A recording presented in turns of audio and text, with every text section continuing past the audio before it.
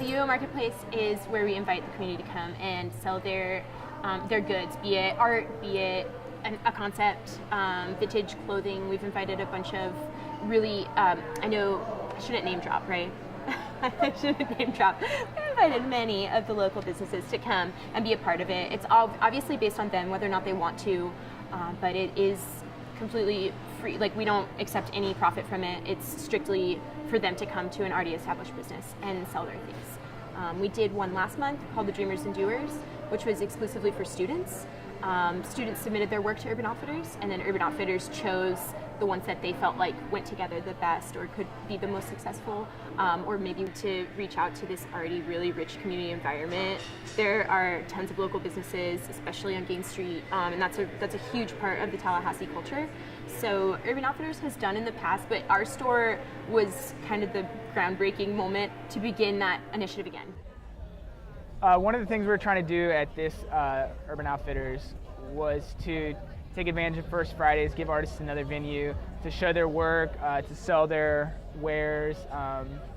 Railroad Square is pretty close to here, so we wanted to give people another place that they can go.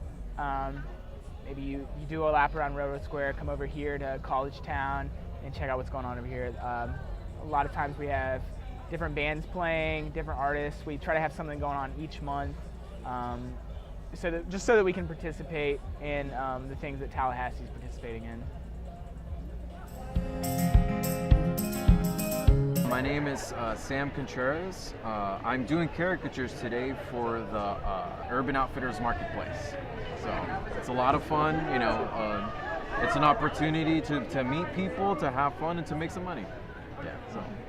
Yeah, when my boyfriend mentioned that they weren't gonna pay him for like coming here, just like flat out, you know, like he was gonna do it per person, he was gonna get paid per person, I was like, okay, I guess. But now that I'm here, I think it's great because like it's like the energy is great, like meeting new people and stuff like that is awesome.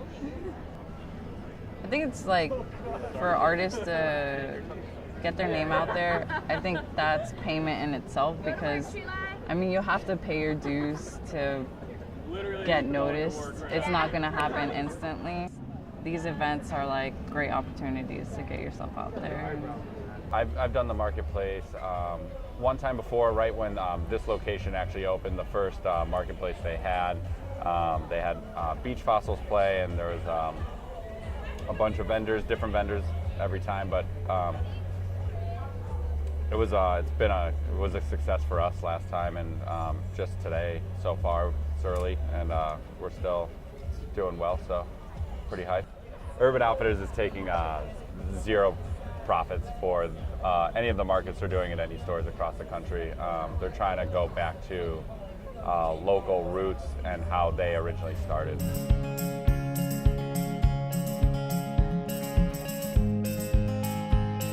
With the growth that's happening in Tallahassee right now, I can imagine that it would be hard to swallow that there is a big business that is coming and being so close to their community. Hopefully with time that would be something that everybody is super excited about, and that's our whole point, is just to be here and we're thankful to be here. I think for any corporation that's coming into a very local driven business area is going to have problems. The company itself is very DIY still.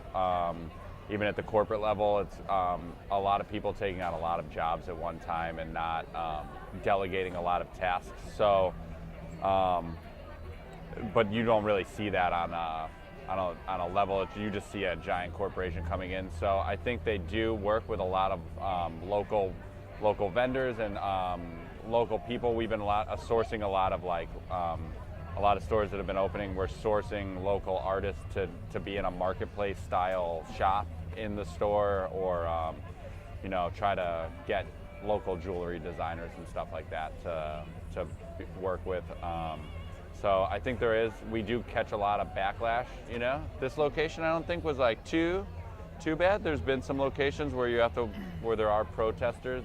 In Tallahassee, there's been small amounts of backlash, just little little scuffs that we've gotten in with different local businesses, but overall we're working really hard to repair the image that Urban Outfitters has, and I think that we're doing a lot of really good things here in Tallahassee. We're bringing people in to sell their art, and not being the only people that have vintage clothes, and not being the only people that sell art, or just, I guess, trying to share the wealth of the world. And it's a lot to just advertise for somebody who just has an Etsy account, letting all the people that we're able to reach as Urban Outfitters know that this kid's selling their jewelry today. But for as many people as that want us there, we're gonna have just as many people that probably don't want us there, and then we try to turn everyone's frown upside down and bring them in, I think the incentives with localization and like what they're doing with like local businesses is like huge for, it's definitely separating us from, other giant clothing stores or that are just in the mall, and then they don't really care if you don't like them or not. They're just gonna come in and do whatever they want. So I think just the fact of us working with local businesses is like, I don't know. I think it's rad that we're doing that. I think in general, the whole concept of Urban Outfitters was to involve the community. I think that was one of the groundstone, like one of the big deal parts about them being set apart from the rest of the competitors.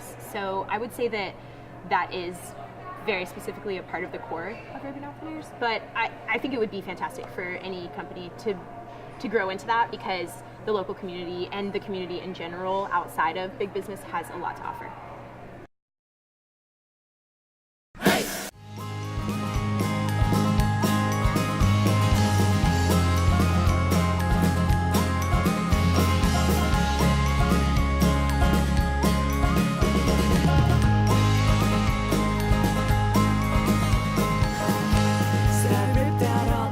Of every book I own, 'cause these tales of romance have got